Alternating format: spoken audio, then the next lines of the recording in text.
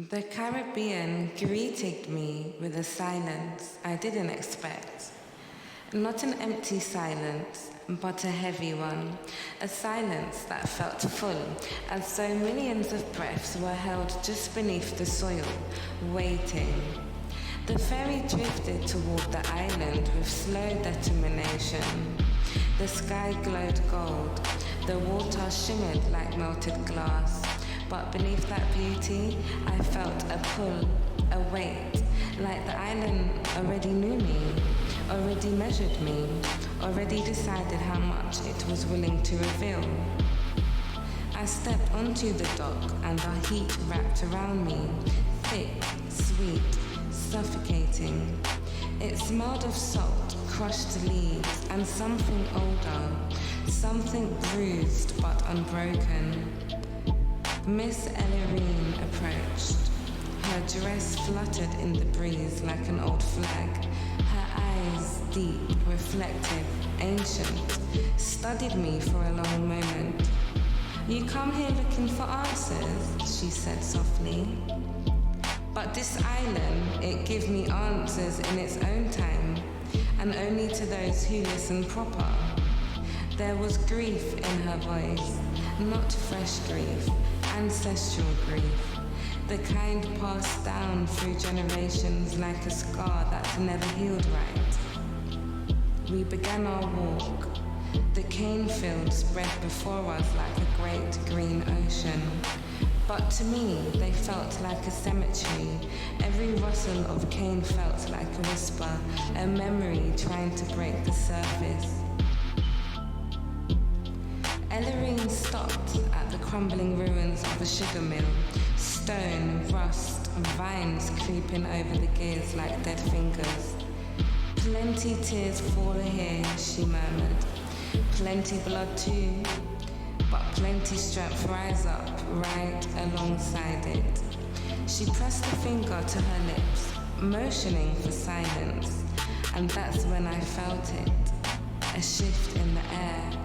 A heaviness settling on my shoulders. A sorrow so sharp it felt like someone else's pain had slid into my chest. The ruins were not empty, they were remembering.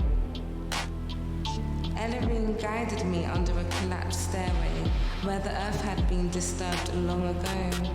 Wrapped in cloth, sealed away from time, lay letters. Written in a woman's study, fierce hand.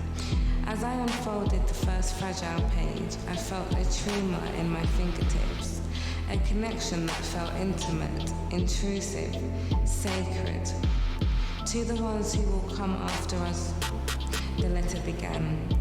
"Know that we fought, know that we loved, know that we never forgot ourselves, even when others tried to erase us." My throat tightened. This wasn't just history. It was confession, it was testimony.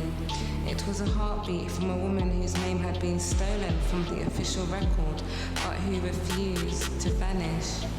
The letter spoke of secret gatherings in the forest, maroon messengers traveling under moonlight, children carried through swamp paths toward freedom, and prayers whispered in languages enslavers claimed were dead.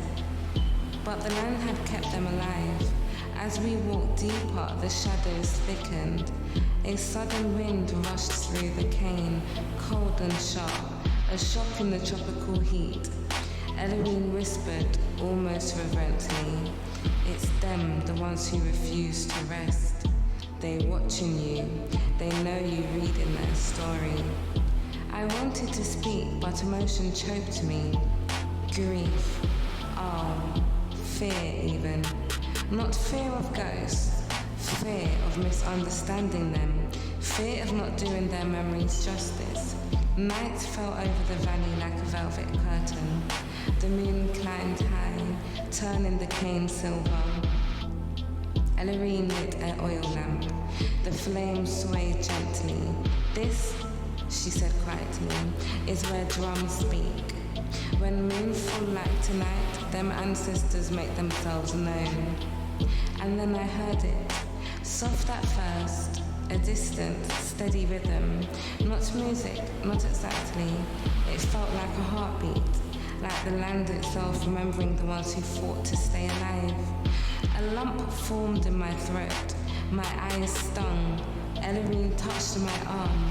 You see now, she said, this place ain't just island. It's archive, it's memory, it's living spirit. And as the drums faded into the night, I understood. I had not come to collect stories. I had been called here, and the shadows of sugar had only opened the first door.